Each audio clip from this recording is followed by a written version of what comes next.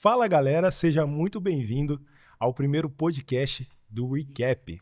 Se você não sabe o que é o Recap, caiu talvez aqui de paraquedas, eu vou te falar o que é o Recap. O Recap é nosso movimento, a nossa equipe de adolescentes da We Are Reino. Você deve conhecer também como Reino Church, debaixo do pastoreio do nosso pastor Eduardo e também da pastora Priscila. Nós temos o privilégio, aliás, um beijo, pastores, amamos muito vocês. E hoje, o primeiro episódio, nós vamos iniciar esse projeto incrível. Nós vamos receber muitos adolescentes aqui, vamos conversar com eles para nós entendermos quais são os desafios dessa geração. O que essa geração vive? O que será que essa geração está pensando? Você sabe que a geração Z de hoje mudou muito. Então, nós queremos muito nesses episódios conhecer eles, chamar eles e trocar uma ideia.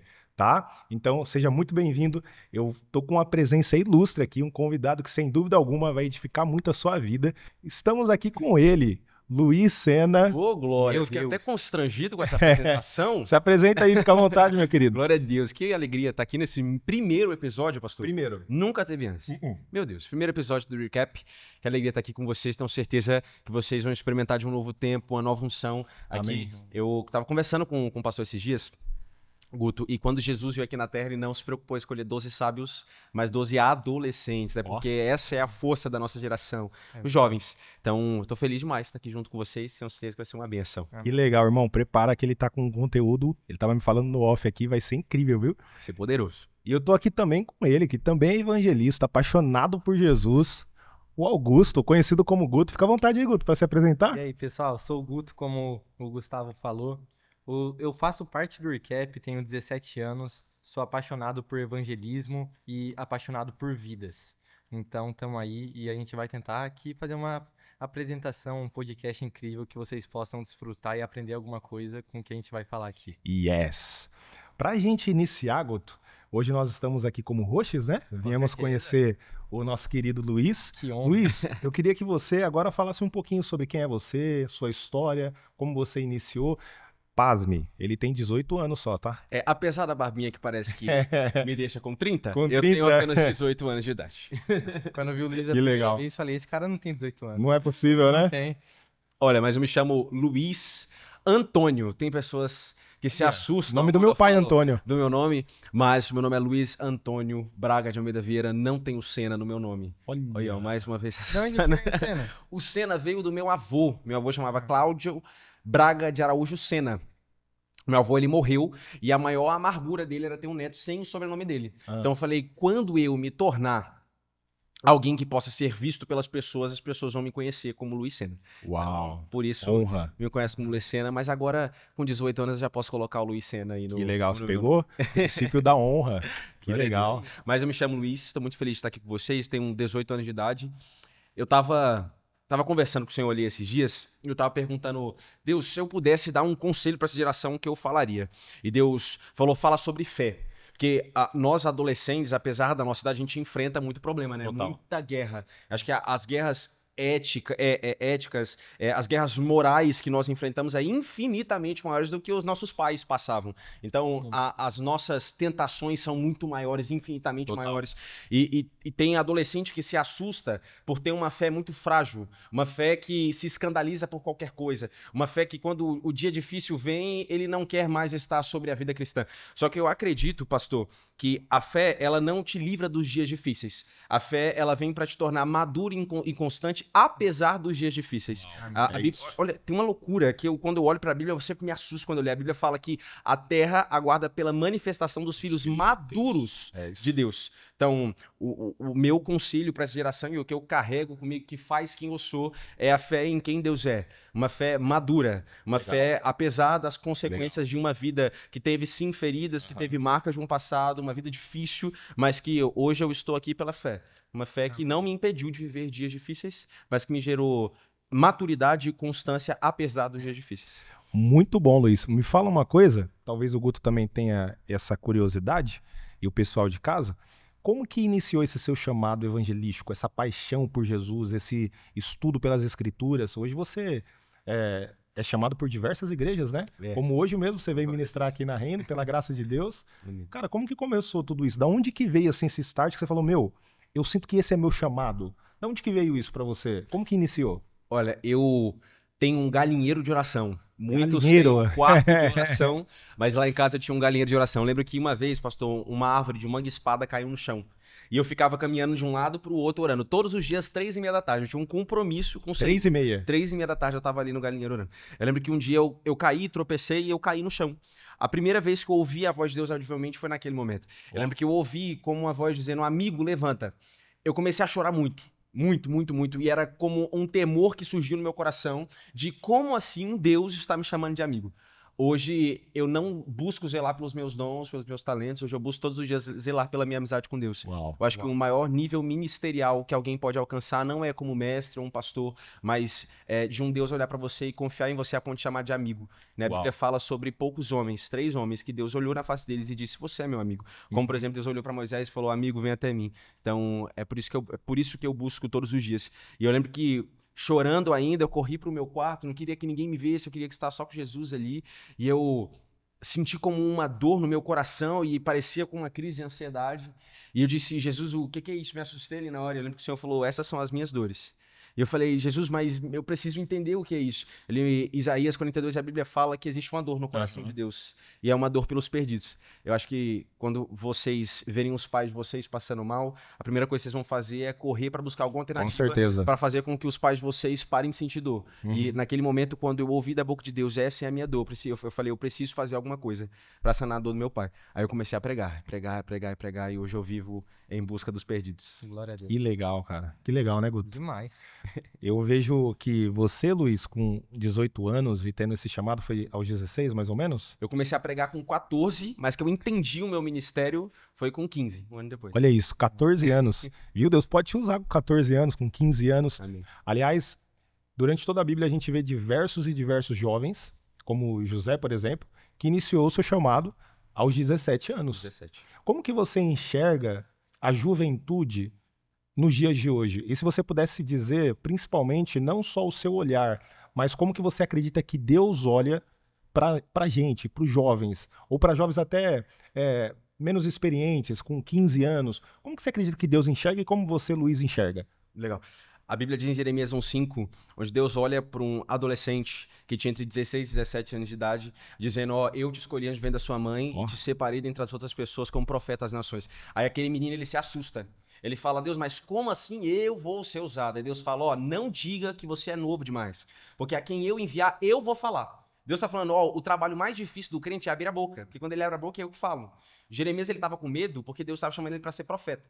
E naquele tempo, se você profetizasse errado, você era morto. É por isso que Jonas também pulou do barco. Porque ele estava indo para um lugar onde a profecia era levada tão a séria que se o que foi profetizado não acontecesse, você era apedrejado e morto. Então Jeremias tremeu na base, ouvindo de Deus, e eu te chamei para ser profeta. Então o que eu vejo nessa geração é que Deus olha para nós, dizendo, o que está em você é maior do que o mundo, só que nós estamos mais preocupados com o que o mundo vão falar ao nosso respeito do que o que Deus está falando acerca de nós. Então eu ouço um Deus dizendo, eu te escolhi como geração eleita, sacerdócio real, nação santa, 1 Pedro 2,9, e uma geração dizendo, mas eu sou pequeno, eu não consigo, eu sou fraco, eu não tenho capacidade, enquanto Deus está dizendo, abre a boca, porque a quem eu te enviar, eu que vou falar. Isso essa é a minha visão sobre a geração. Minha atenção, porque muita gente deixa de falar sobre Jesus pensando, o que fulaninho de tal vai falar sobre mim? O que ele vai pensar sobre mim?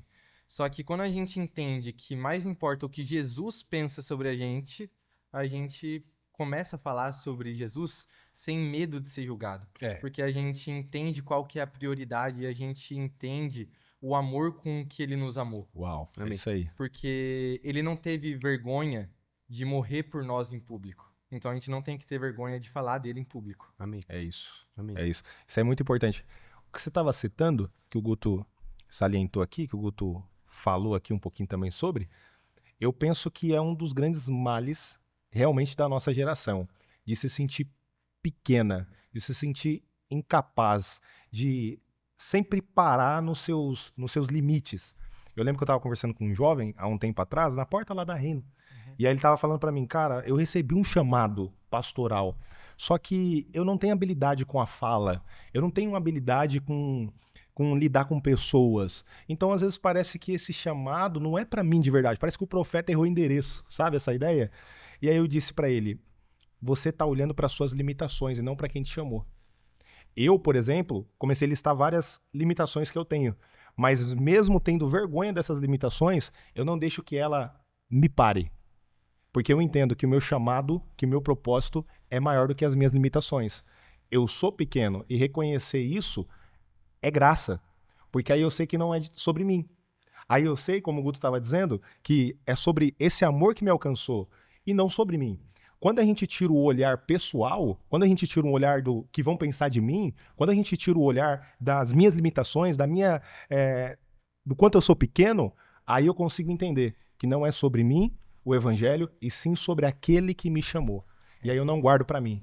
Eu levo pro próximo. Pastor, eu acho que nós somos uma geração que se preocupa muito com o ídolo e isso é válido, mas desvalida o vinde. Até porque Jesus, antes de ir para pregar o evangelho, ele também foi chamado para vir e ir até Deus. A Bíblia diz que ele foi até o Jordão, ele olha para João Batista e fala: "Ei, você vai me batizar". Ele olha para ele e fala: "Ó, mas eu não sou nem digno de desatar as suas sandálias". Ele fala: "Mas assim tem que acontecer". Deus, ele tá dando um parâmetro bíblico de que antes do ide vem o vinde. Deus está falando, você precisa vir até mim primeiro. Total. Então, nós somos um povo que olha muito para microfone e púlpito, acreditando que esse é o lugar máximo que Deus quer nos levar. Exato. Só que antes do microfone e do púlpito tem um lugar de relacionamento com Deus. É por isso que eu acredito que microfone e púlpito sem relacionamento é maldição na nossa vida.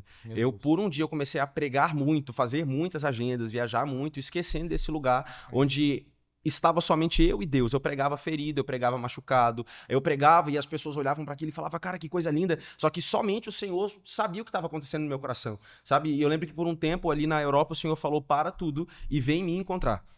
Eu comecei a me questionar assim, o que estar com Deus dentro do meu quarto pode causar na minha vida. Legal. Só que se eu leio Mateus 6,6, a Bíblia fala bem assim: entra no teu quarto, fecha tua porta, fala com o teu pai, e o teu pai que te ouve em secreto te responderá.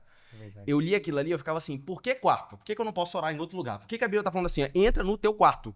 É porque quarto no grego significa dispensa. Dispensa é um lugar que tem todo o alimento que você precisa. Eu tô falando assim, ó, você precisa de alimento para sua alma, vai pro quarto. Se você precisa de alimento para o seu espírito, vai pro quarto. Eu lembro que eu tava lá na Europa, perdido, machucado, ferido, e Deus falou, vai pro quarto. Era como se o Senhor estivesse falando assim, ei, antes de eu te usar, Luiz, eu vou quebrar você. E foi o que Deus fez. Eu lembro que a minha oração por muito tempo era: Deus, entra na minha casa, bagunça ela e arruma do jeito que você quer. Muito bom. Eu acho que nos altares, a nossa preocupação, antes de dizer vai e prega o evangelho, deve ser vem e esteja com Jesus. Aliás, Jesus, antes de chamar os discípulos para irem, Jesus chamou primeiro para ele, é o que diz o texto bíblico, né? Chamando primeiro para estar com ele e depois enviou eles a pregar. Sim. Porque primeiro Jesus quer ter um relacionamento conosco. Então eu penso que você, adolescente que está vendo esse podcast, que sonha em pregar o evangelho, sonha em levar esse evangelho para as nações, ou nem precisa ir tão longe. Às vezes você quer levar o evangelho para a sua escola, quer levar o evangelho para os lugares que Deus está te levando, primeiro esteja com Jesus. Porque estando com Jesus você vai estar firmado na rocha. Nada vai te parar. Porque acredite, vai chegar as críticas. Chega ou não chega as críticas? Com certeza. Chega. Meu irmão, a coisa que mais chega é crítica. Não é? Chega as pedradas, as pessoas falando mal, só que se você primeiro esteve com ele, ninguém consegue te parar. Não esqueça nunca disso. Porque algo que chama muito atenção é que se você vê a ordem dos versículos, antes de Jesus, assim como o Gu falou, né? Antes de Jesus dizer, ide por todo mundo, pregar o evangelho a toda criatura, ele falou, vinde a mim todos que estão cansados e sobrecarregados e eu vos aliviarei. Amém. Então, algo que eu tenho pedido muito em minhas orações é, Jesus, me leva ao local de intimidade com o Senhor, um local onde eu não falo, mas eu escuto da sua presença. Boa. Um local onde eu escuto do Senhor, onde muitas vezes as pessoas pensam, não, o Guto tá pregando, o Guto tem que pregar. Amém. Mas muitas vezes a gente tem que fechar a boca e escutar o que o Senhor quer dizer ao nosso coração. Isso é algo que chama muito minha atenção. Ou seja, não é à toa que a gente tem uma boca só e dois ouvidos, né? É verdade. Pastor, acho que a gente é uma galera que quer fazer Cristo conhecido sem antes conhecê-lo. É uma galera que prega, mas Deus não te chamou pra carregar uma mensagem. Você pode repetir essa? Não, isso é muito forte. Isso foi uma pedrada. Por favor, repita. Vou repetir. Eu acho que nós somos um povo que quer fazer Cristo conhecido sem antes conhecê-lo. Meu Deus. Mas Deus não Meu chamou a Deus, gente irmão. para carregar uma mensagem, Deus chamou a gente para ser uma mensagem. Uau. Que eu não sou um criador de conteúdo, eu sou o conteúdo de um criador. Então, é quando eu tô num lugar onde Deus ele gera algo tão poderoso em mim, de que eu não confronto mais as pessoas com as minhas palavras, eu confronto as pessoas com a minha vida. Eu, quando ouço adolescente pregar, eu acho muito legal, acho até bonitinho, só que o adolescente, normalmente, ele pega um vídeo no YouTube e ele replica aquilo que ele ouviu. Ele assiste um vídeo do Luciano Subirá ou do Pastor Lucinho e ele apenas grava aquilo, decora aquilo e prega em cima do altar. Aham. Parece que é isso que acontece hoje em dia. Só que, adolescente, escuta, Deus não te chamou para ser um eco, para replicar o que as pessoas estão falando. Deus te chamou para ser uma voz nessa geração. Segura. Em nome de Jesus. Pega, guarda irmão. isso aí pra tua vida. Meu Deus. Meu Deus, irmão, é forte demais. Sabe que eu tenho uma dúvida, Guto? Diga. E eu quero que depois você pergunte também. Mas, Luiz, com essa vida, você tá há quantos anos no ministério? Desde os 14, 4 anos. 4 anos. Certamente. Como que você fez para poder levar o evangelho de uma forma que conectasse as pessoas? Porque eu sinto que, como cristãos, a gente tem uma fama muito mal lá fora. Muito má essa fama, sabe? De crente, só Jesus gosta. Sim. Para gostar de crente, só Jesus. Parece que as pessoas já pegou um ranço da gente. Só de ouvir que nós somos cristãos, as pessoas já ficam com o pezinho atrás. Então, como que a gente consegue levar essa vida que está em nós, levar esse avivamento, levar Jesus para essas pessoas, mas sem ser chato, sem parar nessas limitações, nesse preconceito que as pessoas têm sobre a gente? Entendi. O primeiro ponto do evangelismo, após a pesquisa de campo, é a conexão. Tem muita gente que perde pessoas no evangelismo, na pregação do evangelho na escola, ou seja, onde você está atuando, porque ele pula os 2 primeiros passos do evangelismo, que é a pesquisa de campo. É você entender para quem você está pregando. Boa. E você, sabendo para quem você está pregando, você vai saber como se conectar com ela. E por não saber quem você está pregando e como se conectar, você vai perder essa pessoa. Eu conheço uma pessoa que ele foi ministrar na África para um povo que só andava descalço. Okay. Quando ele foi ministrar para esse povo, ele não sabia desse fato, dessa característica. Ele foi de terno e tênis social. Quando chegou lá, o povo olhou para ele e falou: você não tem nada a ver com a gente. Consequentemente, por não saber quem o povo era e por não ter como gerar conexão, o povo se distanciou. Então, uma forma mais prática de eu pregar o evangelho e essa semente ser eficaz... Nossa, agora veio algo legal.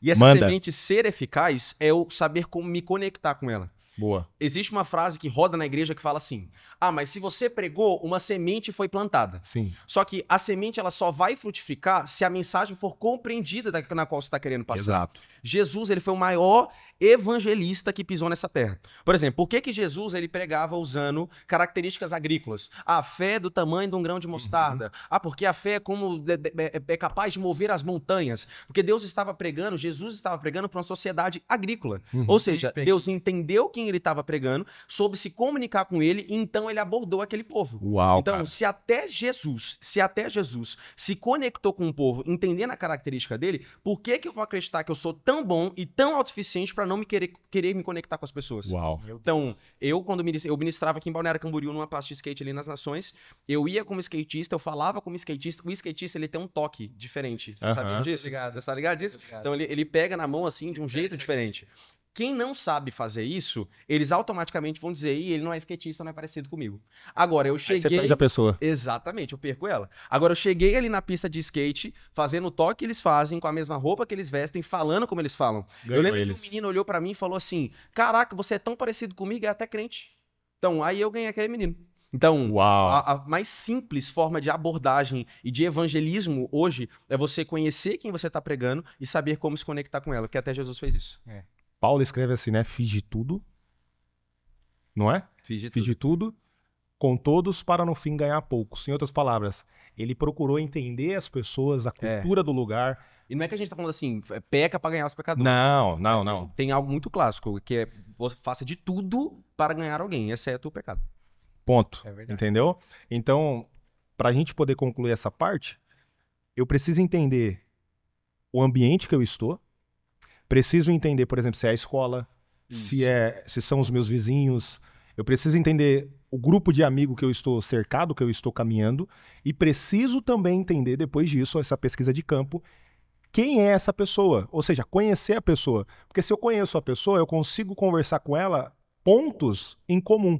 E esses pontos em comum faz com que a gente se conecte. E se conectando, a gente tem um leque de possibilidade, incluindo de evangelizá-la. incluindo de falar dessa mensagem. Exato. Muito bom, cara. Exatamente. Muito claro. Guto, quer fazer alguma pergunta pra ele? Fica à vontade. Uma pergunta. Hein, você que tem 18 anos, é jovem, qual que foi uma dificuldade, tipo assim, pô, sou novão, daí eu tenho que conciliar minha escola, meus estudos, minha vida com o meu ministério. Qual que foi, tipo, uma dificuldade que você teve no seu ministério quando você decidiu seguir o seu chamado, mesmo sendo tão jovem? Entendi. Quando Jesus me encontrou, eu confesso que a vontade era de simplesmente sair da escola e sair pregando pelo mundo e viajando as nações. Só Quem que nunca, né? eu acho que todo mundo já teve esse nunca, né? desejo. Eu tô assim agora. E ele querendo sair da escola amanhã. Mas eu acredito em algo simples. Eu não posso pregar daquilo que eu não sei. Então, Deus exige de nós conhecimento. A palavra diz algo que me encanta muito. Olha o que a Bíblia diz. Saiba comprovar a razão da sua esperança. Se um ateu chegar em você hoje e você não souber o mínimo sobre ciência, como você vai comprovar para ele aquilo que você crê? Então, eu tinha uma mentalidade enquanto adolescente de que a escola não importava, até porque eu não ia usar aquilo na minha vida, eu não ia... Pra que eu vou usar Bhaskara no evangelismo? Essa era a minha visão. Total. Só que hoje eu entendo que para pregar o evangelho eu preciso conhecer e saber daquilo que eu tô pregando. Eu lembro que na minha escola os meus professores tinham ódio de mim, porque eu sabia comprovar Deus do arco-íris até na matemática. Então, essa era a minha visão sobre quem é Deus. Eu não vou apresentar Deus somente na palavra e olhando para a Bíblia e falando, lê aqui a Bíblia. Até porque se eu mostrar a Bíblia para um ateu, ele vai saber me refutar de todas as maneiras. Então eu vou refutar um ateu de acordo com o que ele quer me refutar. Boa. Então se para ele a ciência é a verdade absoluta, então eu vou mostrar que Deus está acima da ciência. Então para isso eu preciso saber, preciso conhecer, preciso estudar. Então eu não banalizo a importância do estudo, não banalizo a necessidade de estar assim em uma escola, finalizar os estudos. Eu tinha uma visão completamente diferente disso, mas Deus fez com que isso mudasse na minha mente. Mas é necessário com que você conheça daquilo que você está pregando. Volto a dizer, não é que a Bíblia não é importante, a Bíblia é verdade absoluta sobre todas as coisas. Só que se eu creio que essa Bíblia é verdade sobre todas as coisas, eu preciso acreditar que ela está acima de tudo. Exato. Mas como comprovar que ela está acima de tudo? Estudando. Precisa haver esse questionamento da nossa parte, né? Precisa. A gente não pode fechar os olhos para as perguntas que as pessoas fazem lá fora, como quem diz, eu não preciso disso.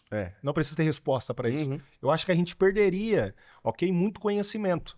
A pergunta que a gente pode se fazer é assim, eu creio que a Bíblia é verdade? Qual que você acredita que é a resposta da galera que está assistindo? Que sim, Claro. a Bíblia é verdade. Então, se a Bíblia é verdadeira, você pode fazer quantas perguntas forem necessárias que você vai chegar onde? Na verdade. Na verdade. Então, nós podemos e temos liberdade de perguntar. Aliás, Provérbios, Salomão escreve, né? Que a glória de Deus é encobrir as coisas. E qual é a dos reis, dos homens? De descobrir essas coisas.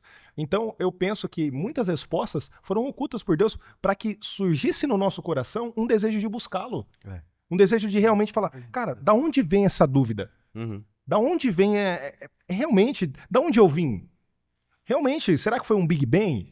Eu acho que se eu fizer a pergunta que a Bíblia diz, saiba comprovar a razão da sua esperança. Se eu perguntar para um adolescente hoje, me comprove aquilo que você tem esperança. E eu perguntar para ele, o que te traz esperança na sua vida? O que te faz ter certeza que você vai acordar amanhã? Ou o que te faz ter certeza que a alegria virá pela manhã? Essa pessoa vai responder Deus. Aí você vai falar, tá, agora me comprove a razão da sua esperança. Como essa pessoa vai me comprovar a razão da sua esperança? Então, o que a Bíblia está dizendo, que Paulo está falando, é estude. Saiba comprovar aquilo que você crê. Um ateu esse dia chegou em mim e falou assim, Luiz, me comprova que o mundo foi criado a partir de uma explosão. Na verdade, o ateu chegou em mim e falou, o mundo foi criado a partir de uma explosão.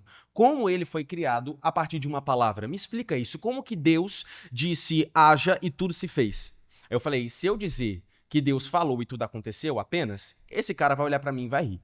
Então eu falei, eu vou usar o argumento dele contra ele mesmo. Boa. A Bíblia fala que Deus falou, haja e de repente tudo aconteceu. O Big Bang fala que foi uma explosão e de repente tudo aconteceu. Então eu unifiquei a palavra com a própria ciência dele e sua explicação. Para o Big Bang ter acontecido, foi necessário tempo, matéria e espaço. Boa. Tempo, matéria e espaço. Para uma explosão acontecer, é necessário tempo, matéria e espaço. A minha pergunta para ele foi, se não tinha nem tempo, nem matéria e nem espaço, então como que essa explosão aconteceu? Aí eu olho para o meu Deus, que excede o tempo, que excede a matéria e o espaço. A Bíblia diz que o espaço, as galáxias, onde as galáxias estão, tem mais de 9 bilhões de quilômetros-luz. E a Bíblia também diz que o espaço cabe na mão de Deus. Se o espaço tem 9 bilhões de quilômetros-luz e ele cabe na mão de Deus, qual é o tamanho da mão de Deus?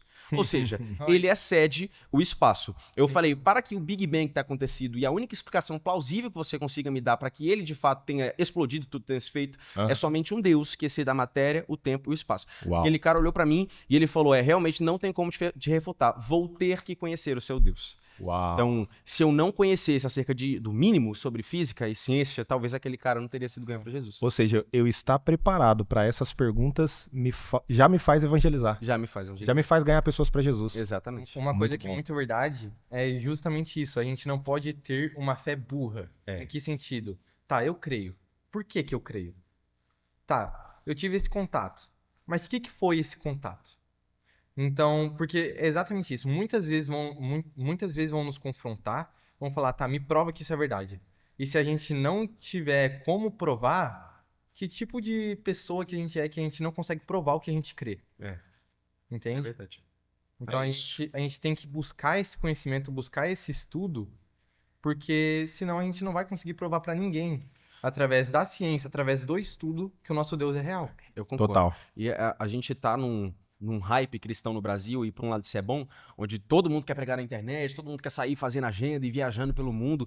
Só que quando a gente olha para Davi, Deus escolheu Davi com 12 para ser rei. Só que ele não reinou com 12, ele reinou com mais de 30. Porque Deus tá falando, eu te escolhi para derramar uma palavra sobre você. Agora, essa palavra vai forjar você. Então, Davi foi levado para dentro de uma caverna e ali ele foi forjado. Existe um princípio muito claro na vida de homens e mulheres de Deus, onde Deus ele escolheu, mas ele não expôs. Deus ele levou para uma caverna onde escondido ele foi preparado. Total. Então, Deus, antes de expor você, ele sempre vai te esconder. Porque eu estava compartilhando com um pastor, quando a gente está andando pela rua, a gente vê um prédio sendo construído. Sempre tem aqueles tapumes que estão em volta. Aí a gente, de repente, volta naquele lugar alguns dias depois. Aí você olha e fala, caraca, estava construindo, do nada cresceu. Não é que do nada cresceu. É que estava sendo gerado fundação primeiro ali, fundamento estava sendo criado para depois o prédio for exposto. A mesma coisa acontece na nossa vida com Deus. Deus primeiro, ele está preocupado em gerar fundamento na gente do que expor a gente. Por exemplo, o Burj Khalifa, ele é duas vezes maior para baixo do que para cima. 2 vezes maior para baixo do que para cima. Porque para sustentar algo grande, a fundação também tem que ser grande. E isso só vem através de uma vida de devocional, de conhecimento, de capacitação, buscar escolas, buscar cursos, se capacitar. Porque se Deus expor você, adolescente, do jeito que você tá, será que isso vai ser uma bênção na sua vida ou será que Deus vai te matar? Isso do prédio ser 2 vezes maior para baixo do que para cima me lembra muito a matemática do reino. Como que é a matemática do reino? Se você quer ser grande, primeiro você tem que ser pequeno. Se você quer crescer, você tem que se diminuir. Então, isso é totalmente contrário da lógica do mundo. O mundo fala, se você quer ser grande, você vai ralar para ser grande. Exato. O reino fala, se você quer ser grande, você vai ralar para ser pequeno. E Deus vai te fazer grande. Isso. Amém. Amém.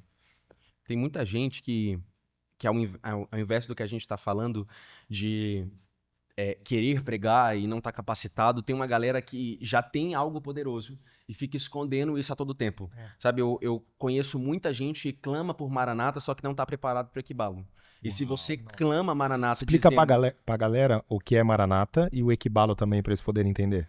Maranata na Bíblia significa ora vem, Senhor Jesus. Só que Maranata nunca foi apenas um cântico. Maranata é um estilo de vida. Total. Então, se você clama dizendo, Jesus, volta logo, então você precisa fazer algo para que ele venha. Né? Mateus 24:14, que eu sei que é o lema da igreja de vocês. Fala, isso. Então o evangelho será pregado em todos os povos, tribos, línguas e nações. E aí chegará ao fim. Deus está falando, você quer que eu venha? Então pregue o evangelho. Aí chega um tempo que Deus fala, tá, eu ouvi o seu clamor, Maranata, agora Equibalo. Equibalo envio sem volta. Equibalo é deixar tudo pra trás. Sabe, e o que eu vejo é que existe muito adolescente, muito jovem que fala, Jesus me envia, só que quando ele olha pra trás, ele vê que ele tem que deixar a família ou tem que deixar coisas que machucam ele, não tá tão disposto assim. Só que eu acredito em algo absoluto, que o seu chamado, ele tá fora da sua zona de conforto. Enquanto você estiver num lugar que te favorece e que é confortável, o seu chamado não tá ali dentro. Então, eu lembro que quando Deus me chamou, ele falou, eu vou te enviar. Só que para te enviar, você tem que estar disposto a deixar tudo, não algumas coisas. Você falou que muitas pessoas carregam algo poderoso dentro de si, só que acabam não compartilhando. E você? Qual que você vê sendo a mensagem que Deus colocou no seu coração para pregar, para espalhar para essa geração? Boa pergunta. Amém. Existe algo que queima no meu coração que é avivamento. E eu não acredito que avivamento é um movimento pentecostal, Eu não acredito que avivamento é cair no chão e falar em línguas. Eu sempre me emociono quando falo de avivamento. Eu acredito que avivamento é trazer vida ao que está quase morto. Eu lembro do dia que Jesus me encontrou depressivo dentro do meu quarto e ele falou aviva. Eu lembro que Jesus, quando ele me encontrou com a marca de um abuso aos 6 anos de idade dentro do meu colégio, ele falou avivamento sobre você. Hoje eu viajo o Brasil e as nações pregando acerca de um Deus que traz vida àquele que está quase morrendo. Eu conheço uma mulher que você provavelmente também conhece, a China, chamada Mulher do Fluxo de Sangue, assim que a gente conhece ela. Era uma mulher que estava jorrando sangue e de repente ela toca em Deus, então ela é curada. Esse é o princípio do avivamento, onde quando Deus toca na gente, nós somos cheios. Agora, quando nós tocamos em Deus, nós somos curados. Eu acredito que avivamento não é Deus na terra e tocar em você. Avivamento é o homem indo até Deus e tocando nele. Eu acho que essa mulher, ela mudou o rumo da fé. Onde Deus ele tinha que vir até você e te escolher. Deus tinha que falar com você com a voz um pouco grossa para você entender que você é escolhido. Agora essa mulher ela fala, eu não preciso que ele venha até mim. Se ele está na minha frente, eu posso tocá-lo. Para mim, essa é a mensagem que eu carrego no meu coração. De um Deus que está disponível para ser tocado e de pessoas que estão tão más consigo mesmas, tão feridas, tão machucadas, que não são capazes de ir até lá. Aí eu ouço esse Deus que é tão grande, que é tão majestoso, falando, toque em mim. É Deus falando assim, ó, você não precisa... Porque tem muita gente que acredita que você primeiro tem que se limpar para tomar banho. Sim. Só que no princípio do evangelho você vai até Deus e depois você fica limpo. Exato. Então a galera que fala assim, não, deixa eu estar mais preparado para me entregar para Jesus. Não. Jesus tá falando, vai do jeito que você tá. Quem limpa é ele. Do jeito que você tá. E para mim esse é o avivamento que Deus tem para derramar sobre uma geração ferida, marcada pelo pecado, onde um Deus santo olha para ela e diga, eu escolho você, aviva. Não faz sentido você se preparar para encontrar Deus. Você encontra Deus e ele te prepara com ele. Amém. Ele tá pregador, né? Ele é pregador, meu irmão. Essa é a graça do evangelho, né, cara? Eu acho que a religião que nos ensinou que nós precisamos estar preparados para poder ir até a igreja, ir até Jesus, né? Mas a verdade é que é o contrário. O que é o evangelho? Eu penso dessa forma, que o evangelho não é o homem em busca de Deus. O evangelho foi Deus em busca do homem. O evangelho é Deus em busca do homem. Amém. Foi ele que se despiu da sua glória e veio atrás de mim e de você. Ele que veio até aqui. O que nós precisamos reconhecer? Que somos pobres, pecadores e necessitamos de um Salvador. Quando nós entendemos isso, nós estamos entendendo o evangelho. Porque o evangelho é isso, é uma boa notícia para quem é pecador, para quem está humilhado, para quem está para baixo. É verdade. Nós estamos compartilhando muitas chaves aqui. Eu acho que você já soltou, cara. Dá para fazer aí um e-book, entendeu? Dá para fazer um livro aí digital aí de muitas chaves para a gente poder levar esse evangelismo pro dia a dia, né, Guto? Levar justamente esse conhecimento para sua escola, para os lugares que você está frequentando. Não sei, você tem mais alguma pergunta, Guto? Eu tenho uma pergunta. Manda. Que é, já voltando um pouquinho no assunto lá do começo, que fecha com a chave de ouro, né? Tipo... Qual que você vê como a maior dificuldade dos jovens pregar hoje em dia? Tanto na sua família, no seu ciclo de amigos, no seu relacionamento, ou na sua faculdade, trabalho, no seu dia a dia? Entendi. Cara, eu vejo que os jovens, eles não pregam por terem medo de Deus não querer usá-los. Só que o desejo de Deus é usar você. Deus não tá olhando para você e dizendo assim, ó, eu quero encontrar esse e aquele. Quando a gente passa na rua e a gente olha para alguém, nosso coração começa a queimar, uma vontade de pregar para aquela pessoa, a primeira coisa que a gente faz é, deixa eu perguntar pro Senhor se é para mim pregar para ela. Quando Deus tá olhando para você e tá dizendo, eu quero encontrar essa pessoa. Vou lembrar, há uma dor no coração de Deus e essa dor é uma dor pelos perdidos. Essa dor só é sanada quando mais um é encontrado pelo Senhor. Então, acho que a maior dificuldade que os adolescentes, que os jovens encontram hoje é perguntar, será que Deus quer me usar? Será que Deus pode usar? Não, ele não só pode, mas ele quer usar você. Deus quer encontrar aquela pessoa. Então, eu acho que é uma mudança de mente e de perspectiva que a gente tem que ter. Legal. De olhar para o necessitado e não acreditar que talvez Deus possa querer encontrar ele. Não, Deus quer encontrar ele. Eu lembro de uma vez que eu estava passando na rua e eu não preguei para um cara que Deus pediu para pregar. E Deus falou, você calou a minha boca. E naquele dia eu falei, eu nunca mais aceito calar a boca de Deus. Porque toda vez que Deus manda você pregar e você cala a sua boca, você não está silenciando a sua voz. Você está silenciando a voz de Deus. Vou dizer, Jeremias, quando foi escolhido, Deus falou, não tenha medo, porque a quem eu enviar, eu que vou falar. Deus não estava te pedindo para você falar nada, Deus estava pedindo para você abrir a sua boca. Então, quando Deus fala, vai, e você fecha a sua boca, você está calando a voz de Deus. Então, eu fiz um compromisso com o Senhor naquele dia, de Deus, a partir de hoje, eu nunca mais calo a sua voz. Mais uma vez, não é sobre nós, é sobre aquele que nos escolheu e nos amou primeiro. Amém. Você falou sobre sermos usados, uma vez eu ministrei uma mensagem que Deus colocou no meu coração que nem todos serão apóstolos, nem todos serão profetas, nem todos serão pastores, mestres, nem todos terão chamado, talvez para as nações, mas uma coisa é certa, todos serão usados. Todos. Você consegue entender que o ambiente que você frequenta hoje, como adolescente, como jovem, o seu pastor não vai conseguir ir até esse ambiente? Você consegue entender que seu pai talvez não vai conseguir ir até esse ambiente? Por exemplo, a sua sala de aula. Tem alguma possibilidade do pastor Eduardo chegar lá na sua sala de aula? Não, tem alguma possibilidade de o nosso pastor chegar lá na nossa escola, chegar nesses lugares que nós costumamos a viver? Sabe o que isso nos ensina? Que não é dever do nosso líder, não é dever do nosso pastor, mas é uma graça que Deus derramou sobre nós para que nesses ambientes ele possa nos usar para falar do seu amor e da sua graça, assim como um dia alguém falou pra gente. Amém. Consegue entender? Então, coloque isso no seu coração.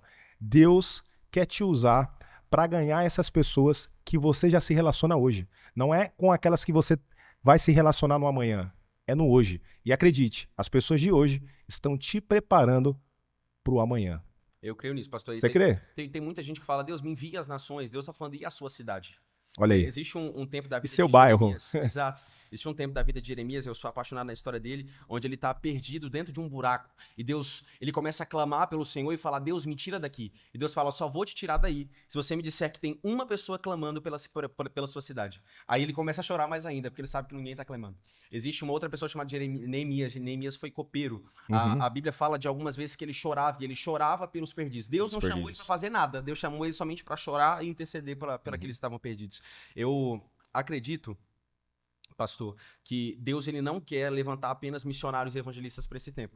Deus quer levantar pediatras, Deus quer levantar dentistas, Deus quer levantar médicos. Existe um tabu no meio da igreja onde se você não se adequa aos 5 ministérios, você é descartado pelo Senhor. Muito bom mesmo. Todo avivamento, seja o avivamento de Gales, o avivamento na Europa, todo avivamento só foi dado avivamento quando ele alcança todas as esferas da sociedade.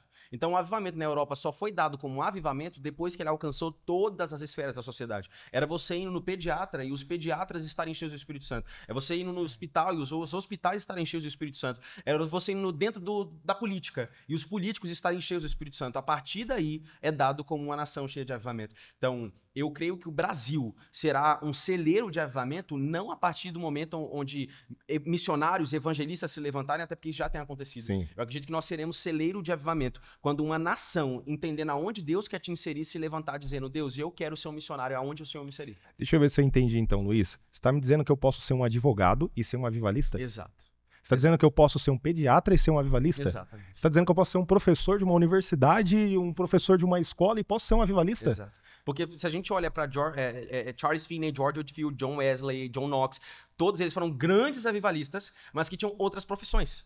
É Deus olhando para ele e falando assim, ó, eu vou avivar você aonde você está. Uau. Então, por isso que eu não banalizo pessoas que dizem o meu interesse é se tornar um médico para a glória do Senhor. Eu já ouvi pessoas na minha frente dizendo, você não pode ser médico, porque Deus quer que você pregue o evangelho. Só que, na verdade, o desejo de Deus também é fazer com que os hospitais sejam cheios do Espírito Santo. O que seria dos hospitais se os médicos fossem cheios do Espírito Santo, então impusesse suas mãos e dissesse, seja curado?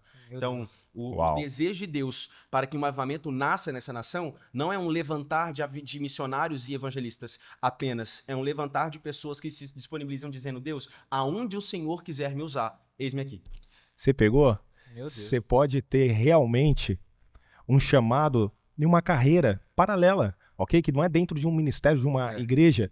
E lá Deus vai te usar para ganhar essas pessoas. Para a gente partir para o final agora, Luiz, eu queria te fazer essa pergunta. Mesmo com 18 anos, não parece, né? Fala a verdade. Você que tá em casa aí, você dava uns 30 anos de experiência para esse menino, né? Fala a verdade. Mas se você pudesse listar pelo menos um erro que você, se você pudesse voltar atrás, você não cometeria desde do início do seu ministério. E um acerto que você falou, cara, isso eu repetiria todas as vezes se eu pudesse recomeçar. Pra gente encerrar, fala pra nós um erro e um acerto de todo o seu ministério até agora. Eu acho que o meu maior erro foi acreditar que Deus estava no meio das minhas emoções. Então, a minha emoção impedia com que eu ouvisse a verdadeira voz de Deus. Fazia que eu acreditasse que os meus sentimentos eram a voz de Deus. Eu vejo uma geração que clama muito por avivamento, que é o que a gente está falando esse tempo todo. Mas é uma geração distraída. Eu não falo que o trabalho de Satanás hoje não é nem tirar as pessoas de dentro da igreja, porque é muito trabalhoso.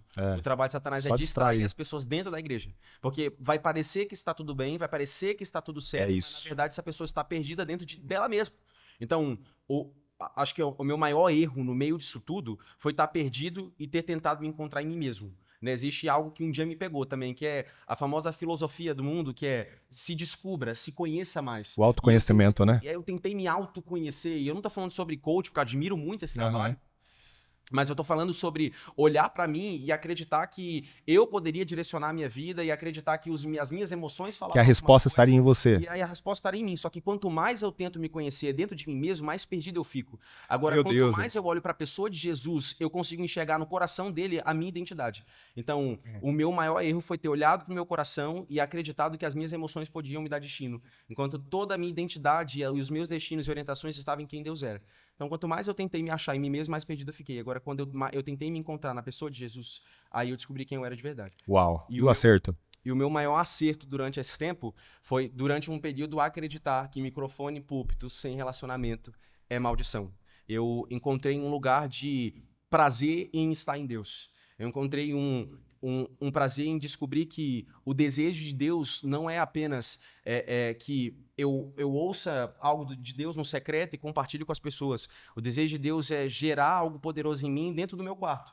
O desejo do Senhor é me encontrar todos os dias ali, sabe? Tem gente que pergunta, cara, parece que Deus sumiu da minha vida. Deus não sumiu da sua vida, ele está atrás da mesma... Isso é muito doido. Deus está atrás da mesma porta que você deixou ele. Uau. Sabe? A porta que você entrava todos os dias no seu quarto e você já não está ali, a gente se pergunta, cadê Deus? Parece que ele sumiu. Não é que Deus sumiu da sua vida, é que você deixou ele atrás da porta, mas ele está ali, sabe? Então, o meu maior acerto durante o meu ministério foi descobrir que o que Deus queria para minha vida não era um bom ministério, uma boa carreira ministerial, mas era estar todos os dias dentro do meu quarto sabendo que Deus podia contar comigo. Uau, sabe? Eu acho que o eis-me aqui é muito além de eis-me aqui, Senhor, para me enviar. É eis-me aqui para te encontrar todos os dias. Uau! Eu acho que é esse o verdadeiro significado de eis-me aqui. É forte. Muito forte, né, Guto? Muito forte. Luiz, cara, muito obrigado. Eu que agradeço. Prazer incrível ter você Obrigado, aqui. tá? Não, fora do normal, irmão. Por mim, eu ficaria aqui mais umas 3 horas. Entendeu? Muito bom mesmo, muito bom. Fala a verdade, Guto. Demais. Cara, de verdade, um prazerzaço conhecer você. Você é muito bem-vindo toda vez que quiser voltar aqui. Certamente a gente vai ter algum outro episódio com ele, irmão. Pode apostar nisso aí. É ou não é? Toda semana eu quero estar aqui na Reina, hein? Ó, glória a Deus, a gente recebe. Deus. Pode vir, pega as coisas lá em Florianópolis, pode vir pra cá. Pode deixar que eu vou vir, então. Amém. Obrigado, então, gente, Deus abençoe. Tamo junto. Prazerzão. Esse foi só o primeiro episódio. Ok? Nós vamos ter diversos e diversos com diferentes temas. Eu quero pedir para você, comece a ser evangelista agora. Pega esse link aqui, ok? Desse vídeo, né, Luiz? Isso né? aí. Vamos incentivá-los. Pega esse link, manda no grupo da família, manda para seus amigos na escola, entendeu? Faça o seu evangelismo digital. Amém. Acredite.